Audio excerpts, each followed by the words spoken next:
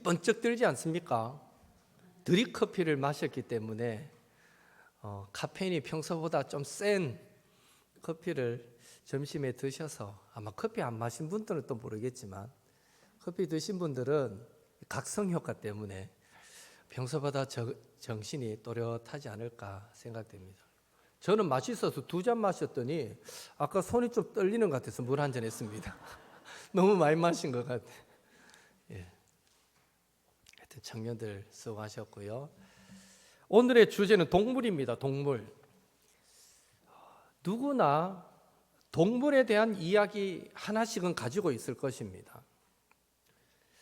저는 초등학교 시절에 한날 저녁 식사 요리로 올라온 이 닭 요리가 제가 정성스럽게 키우던 닭이었다라는 사실을 알고는 그렇게 좋아하는 닭이었지만 한동안 닭 요리를 먹지 못했던 그런 기억이 있습니다. 학교 앞에서 사온 병아리 한 5-6마리를 사왔어요. 200원, 300원 주고. 하루에 한 마리씩 없어지는 거예요. 이상하다.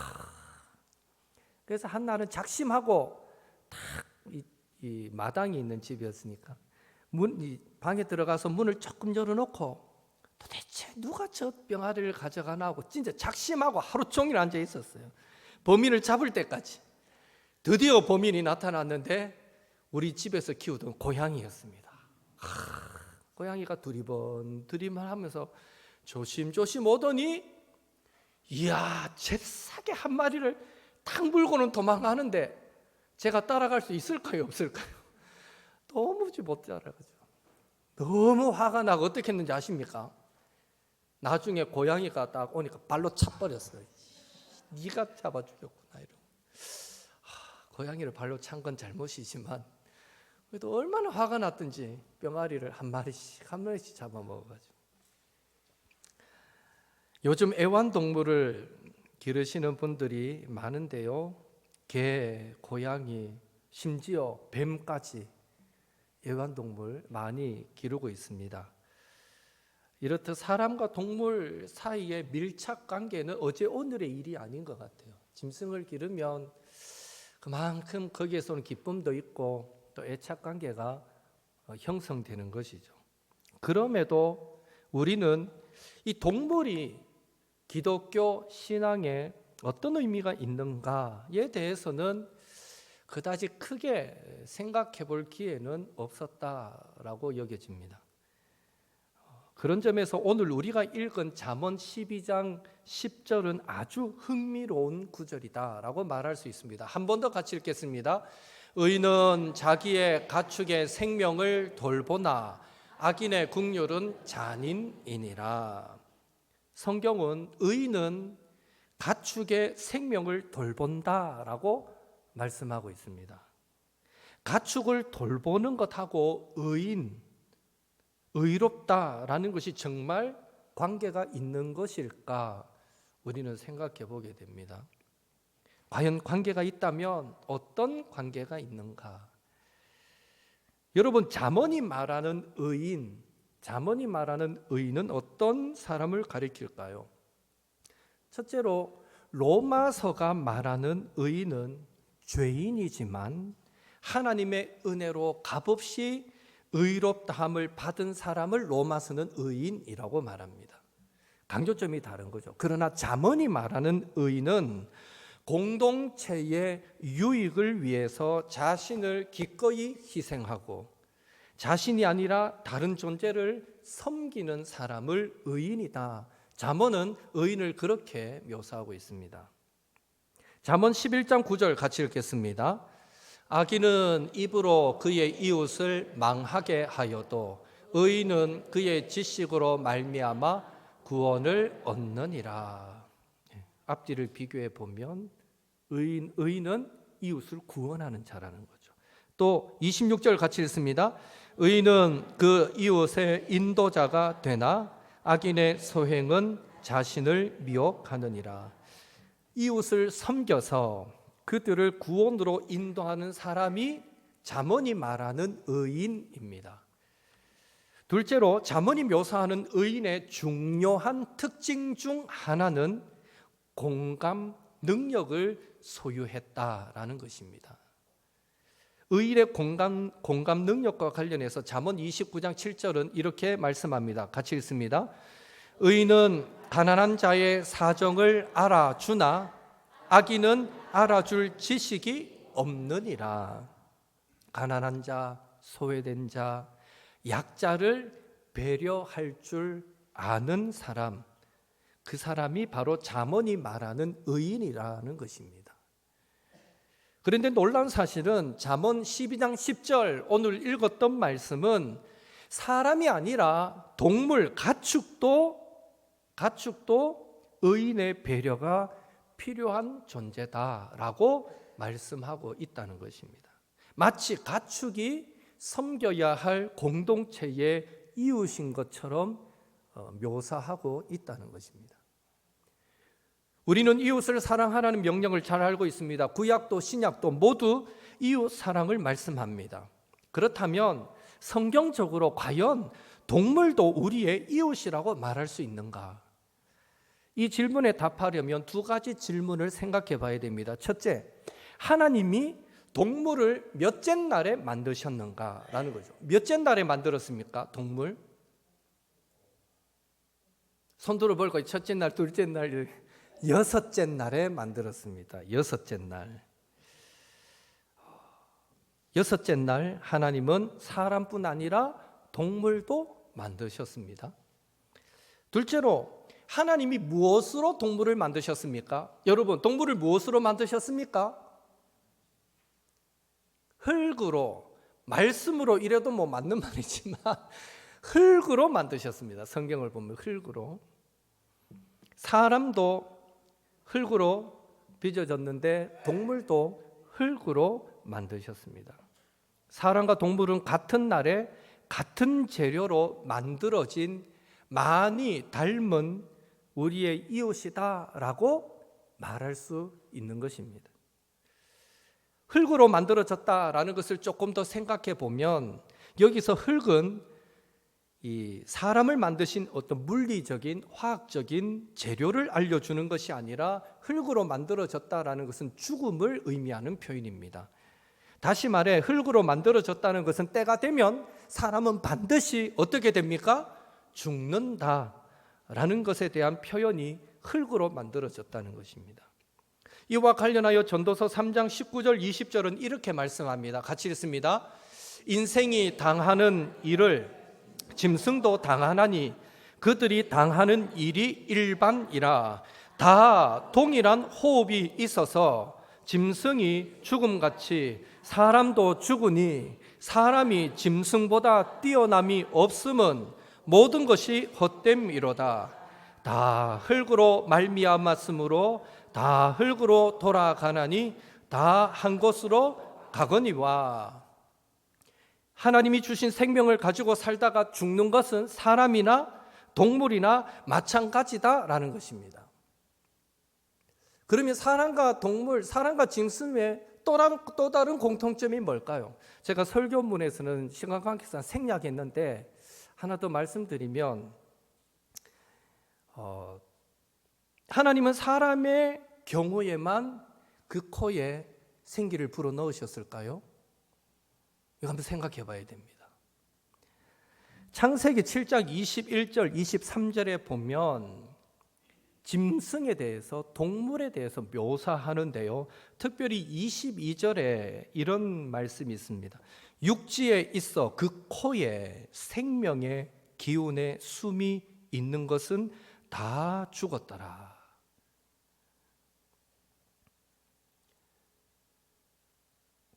(22절은) 홍수로 인해서 죽은 그 존재들, 모든 동물들을 두고 그 코에 생명의 기운의 숨이 있는 존재다라고 표현하고 있습니다.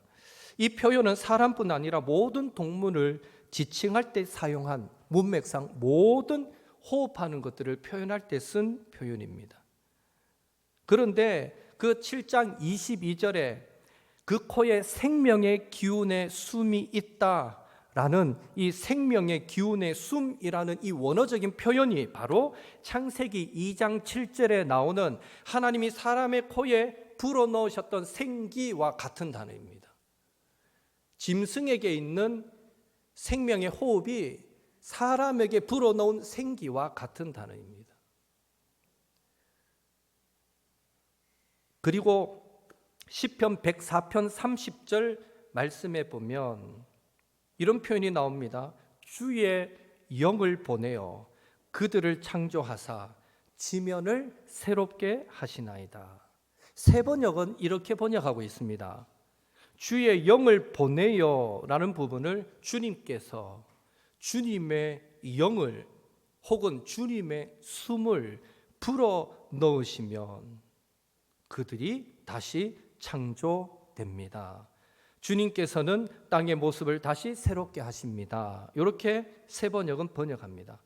이 구절은 창조 세계, 특히 동물의 창조를 노래하는 그 속에 나오는 구절이거든요. 그래서 하나님께서 영을 보내실 때 그들이 창조된다. 하나님이 숨을 불어 넣으심으로 그들이 창조된다라고 피조물에 대해서 표현하고 있는 것을 보게 됩니다. 갑자기 살짝 기분 나빠지시지는 않습니까? 이 생기를 불어넣은 거는 우리 인간한테만 한 건 아닌가? 어디 동물도 또 불어넣었다니 이거 갑자기 살짝 기분 나빠지실 수 있는데 동물들의 코에 깃든 생명의 숨도 여러 성경 구절을 전제할 때 하나님이 동물을 만드실 때 후 하고 불어넣으신 생길 확률이 높다는 것입니다. 성경은 여러 구절이 그것을 말해줍니다. 그러니 동물도 피조물도 우리의 이웃이다 말하기에 더 가까워지는 거죠. 마치 동물이 사람과 많이 닮은 이웃이다라고 말하는 이 성경 구절을 대할 때 우리는 또 자연스럽게 이런 질문을 던지게 됩니다. 목사님, 그래도 죽음 이후에 동물과 사람의 운명은 갈라지지 않습니까? 동물이 천국에도 있다는 말입니까? 천국에 가려면 영혼이 있어야 하지 않습니까? 그런데 동물은 영혼이 없지 않습니까? 여러 가지 질문이 이어질 수 있습니다. 이런 질문에 답하기 위해 우리는 기독교 세계관에서 강조하는 창조, 타락, 구속의 개념을 한 번 더 생각해 봐야 됩니다. 핵심은 하나님의 창조는 선하다, 악하다? 어느 쪽입니까? 선하다. 하나님의 창조는 선합니다. 그 선한 창조에는 모든 몸과 모든 물질이 다 포함됩니다. 사람만 선하게 창조한 게 아닙니다. 하나님이 창조하신 모든 것이 선합니다.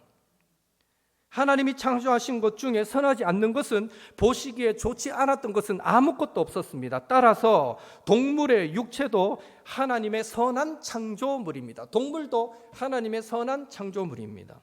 그리고 기독교 세계관적으로 이해할 때 예수님의 십자가로 이루어진 구원은 썩을 몸에서 사람의 영혼을 구출해내는 것만이 아니라 더 넓게는 하나님의 선하신 창조의 완전한 회복입니다.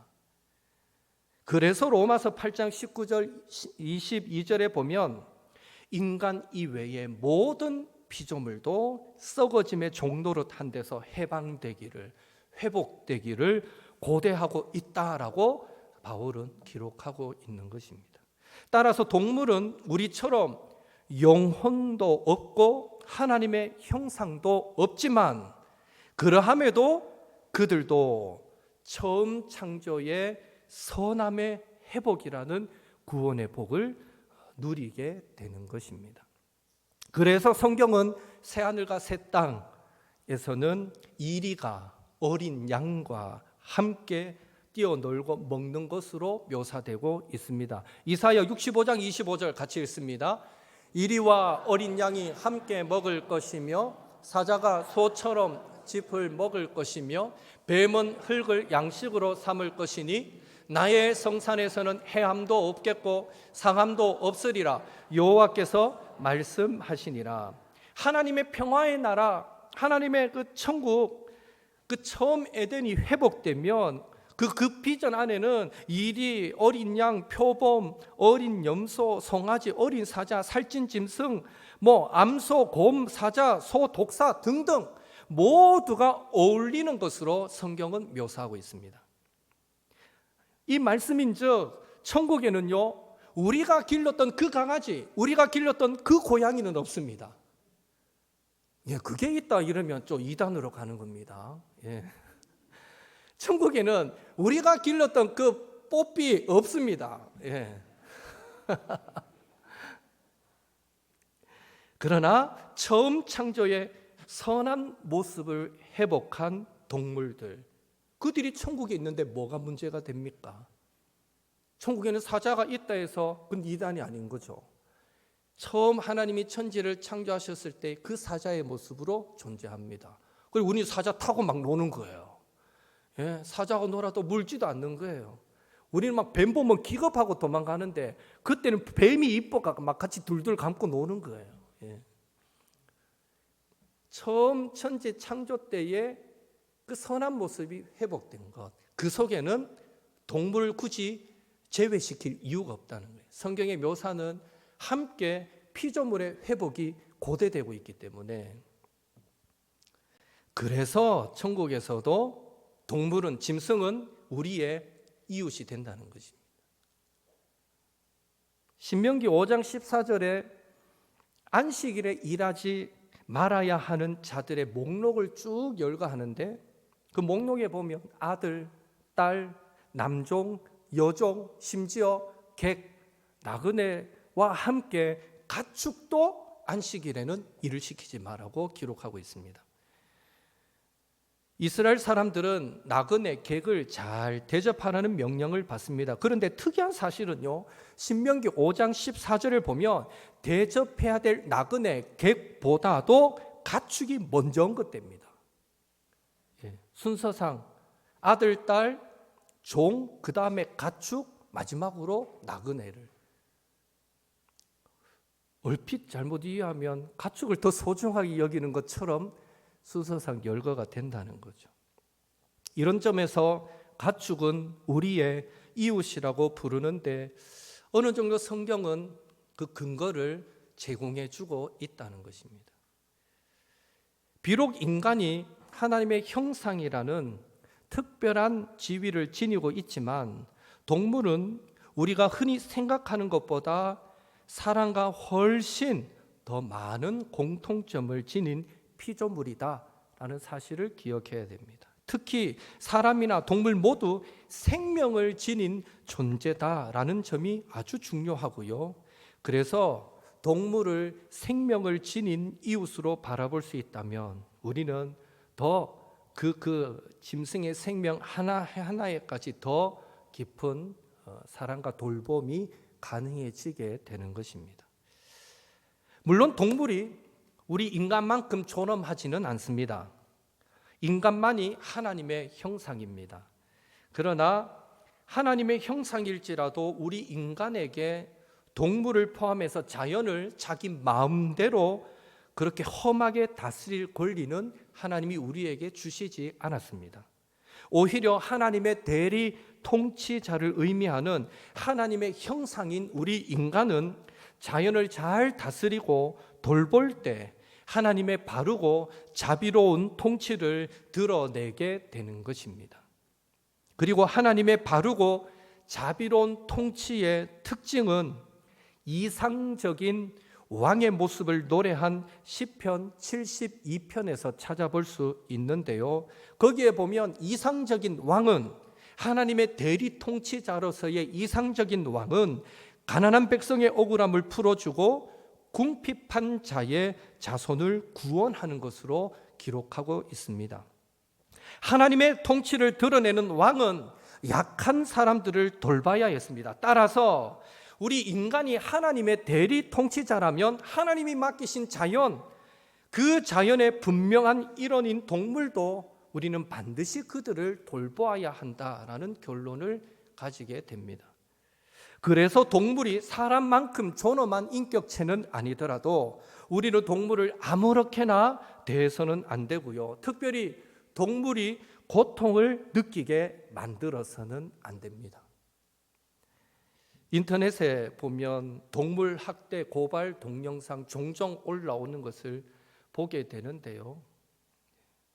동물이 우리보다 덜 존엄한 존재라고 동물을 마음대로 다루고 학대해서는 안 된다라는 것이죠. 신앙은 우리에게 고통을 극복하는 힘을 줍니다. 그래서 성도는 나 아닌 다른 사람, 타자의 고통에 대해서 더욱 민감해야 하고, 타자의 고통에 민감한 성도는 생명을 지닌 피조물인 동물들의 고통에 대해서도 민감하게 반응해야 하는 것입니다. 제가 알기로 김경태 집사님이 이런 의인의 마음을 가졌습니다. 길 가다가 새끼 고양이나 길 잃은 고양이가 어찌할 바를 몰라 했으면 그걸 그냥 못 지나치고 다 집에 들고 가가지고 키워가지고 고양이가 많을 때는 5, 6마리도 되었다가 그래 잘 길렀다가 죽으면 또 잘 묻어주고, 그런데 고양이가 끊이지를 않답니다. 길 가다가 불쌍한 고양이만 보면 다 데리고 가서 키웁니다. 의로운 마음이 있다는 거죠. 사랑하는 마음, 국률 이기는 마음이 크기 때문에 가능한 하나의 또 모습이기도 합니다. 실제로 성경에는 이 동물의 고통에 민감하며 그들의 약함을 배려하라는 의미의 명령들이 여럿 있습니다. 출애굽기 23장 5절 함께 읽겠습니다. 네가 만일 너를 미워하는 자의 나귀가 짐을 싣고 엎드러짐을 보거든 그것을 버려두지 말고 그것을 도와 그 짐을 부릴지니라. 나귀가 짐 지고 가다가 푹 쓰러졌는데 그 말씀에 보면요, 그를 도와줘라, 그 나귀의 주인을 도와주라 그러지 않아요. 그 쓰러진 나귀, 그 나귀를 버려두지 말고 그 나귀를 도와서 짐을 다시 싣는데 도와주라는 거예요. 짐승을 도우라는 관점에서 우리는 해석이 가능합니다. 우리는 자꾸 사람에서 사람 중심으로 생각하는데 성경은 그것을 도와주랍니다. 그를 도와주라가 아니라 그것을 도와주라라고 말합니다. 레위기 22장 27절에서 28절도 함께 읽겠습니다. 수소나 양이나 염소가 나거든 이래 동안 그것의 어미와 같이 있게 하라. 8째 날 이후로는 여호와께 화제로 예물을 드리면 기쁘게 받으심이 되리라. 암소나 암양을 막론하고 어미와 새끼를 같은 날에 잡지 말지니라. 새끼가 나면 적어도 1회 동안은 어미와 새끼가 함께 있도록 해줘라. 그러니까 하나님이 최소한 짐승에 대한 배려를 잃지 않고 있다라는 것을 우리는 알 수 있고요. 그리고 짐승을 잡을 때에 어미와 새끼를 같은 날에 잡지 마라. 짐승이 뭐라고 같이 잡을 수도 있지 라고 생각하기 쉬운데 하나님은 원치 않는 거예요. 그걸 적어도 먼저 어미를 잡으면 또 그 다음에 새끼를 잡아라. 하나님이 미물 짐승에게도 그 정도의 배려를 하고 계시는 것을 봅니다. 신명기 22장 1절도 같이 읽겠습니다. 내 형제의 소나 양이 길 잃은 것을 보거든 못 본 채 하지 말고 너는 반드시 그것들을 끌어다가 내 형제에게 돌릴 것이요. 형제를 사랑함으로도 할 수 있지만 그 소나 양을 긍휼히 여겨서 길 잃고 방황하다가 이리에 늑대에 먹이가 되면 어떡합니까? 그것을 불쌍히 여겨서 반드시 못 본 채 하지 말고 그 소의 주인이 평소 감정이 내하고 별로 안 좋았던 사람이 잘 됐다, 오늘 저 소 이렇게 생겼구나 이러지 말고 그 짐승을 긍휼히 여겨서 반드시 못 본 채 하지 말고 주인에게 돌려주라는 거예요. 보호하라는 것입니다. 신명기 25장 4절도 같이 읽습니다. 곡식 떠는 소에게 망을 씌우지 말지니라. 일하는 짐승에게는 넉넉히 먹을 것도 주어라. 이 원리는 우리 사람에게도 그대로 통하죠. 열심히 직장에서 일할 때에 그에 합당한 대우를 해주어라 라는 것으로도 접목이 되는 겁니다. 동물에 대한 성찰이 우리에게 왜 필요하겠습니까? 사실 동물을 대하는 우리의 태도가 바로 약자를 대하는 우리의 태도를 보여주기 때문입니다. 약자를 대하는 그 태도가 또 짐승을 대하는 태도이기도 합니다. 물론 사람은 돌보지 않으면서도 자신의 애완동물만 돌보는 사람이 있기도 합니다. 사람에 대해서 무관심해 죽든지 말든지. 근데 자기 애완동물은 열심히 돌보는 사람이 있거든요. 그것은 나는 그러면 내 애완동물 약자를 잘 돌보고 있는 거네. 아닙니다. 속지 마십시오. 그것은 사람은 돌보지 않으면서 애완동물만 돌보는 것은 오늘 성경이 말하는 약자에 대한 돌봄이 아니라 그것은 어쩌면 자기 도치적인 사랑이다라는 것을 기억해야 됩니다. 자신에 대한 사랑을 그 동물에게 투사하는 것밖에 안 됩니다. 하나님은 그런 사랑, 그런 돌봄을 원치 않습니다. 진정 하나님의 피조물을 사랑하고 애처로워하는 사람은요, 다른 사람에 대해서도 같은 마음, 아니 그 이상의 마음을 가져야만 하는 것입니다. 그럴 때 하나님은 그 사람이 짐승을 돌보는 그 돌봄을 참으로 인정해 주는 겁니다. 너 어렵구나 인정해 주는 거죠. 그래서 잠언 12장 10절 우리 읽었던 말씀처럼 의로운 사람은 동물의 생명을 돌보고 동물을 향해서도 동정심을 품게 되며 반면에 악인은 공감 능력이 없는 잔인함만을 동물에게 드러내게 되는 것입니다. 말씀을 정리하겠습니다. 우리가 동물을 대하는 태도는 이 약한 타자와 이웃의 고통에 우리가 얼마나 민감한가를 드러내주는 하나의 척도가 됩니다. 그래서 동물을 학대하면서 사람을 사랑할 수 있다라고 말하는 것은요, 뭐와 같냐 하면 마치 눈에 보이는 형제를 사랑하지 않으면서 보이지 않는 하나님을 사랑한다라고 말하는 것과 같다라고 보시면 됩니다. 바라기는 우리의 세계관, 우리의 가치관과 삶이 온 세상을, 즉 사람뿐 아니라 모든 피조물을 품고 그 모든 것들의 고통에 더욱 예민하게 반응하여서 미물에게까지 사랑과 동정의 마음을 품고 그들을 돌볼 수 있게 되기를, 그런 마음을 소유하는 우리 옥토의 모든 성도님들 되기를 예수님의 이름으로 축원합니다. 그래서 이 말씀을 준비하면서요, 내가 정말 많은 학대로 인해 주어진 옷을 입고 있구나. 예를 들면 오리털 파카. 그 오리털을 얼마나 잔인하게 뽑습니까? 이걸 준비하면서 든 생각은 차라리 오리털 파카를 만들려면 오리를 죽이고 깨끗하게 죽이고 털을 뽑아서 그 깃털로 만들면 오리를 덜 고통스럽게 만들고 오히려 하나님이 인정하실 부분일 것 같은데, 살아있는 채로 깃털 다 뽑아놓고 또 한 3, 4개월 지나면 깃털 자라면 또 싹 뽑아버리고 또 3, 4개월 지나면 깃털 자라면 또 싹 실제 그렇게 하거든요. 오리털 파카 만들 때. 오리털 파카를 입고 있다는 거는 내가 진짜 동물을 잔인하게 학대한 그 결과물을 입고 있는 거구나라고 생각할 때 이 말씀을 준비하면서 과연 잘하고 있는 건가, 이런 생각을 슬쩍 해보게 됐습니다.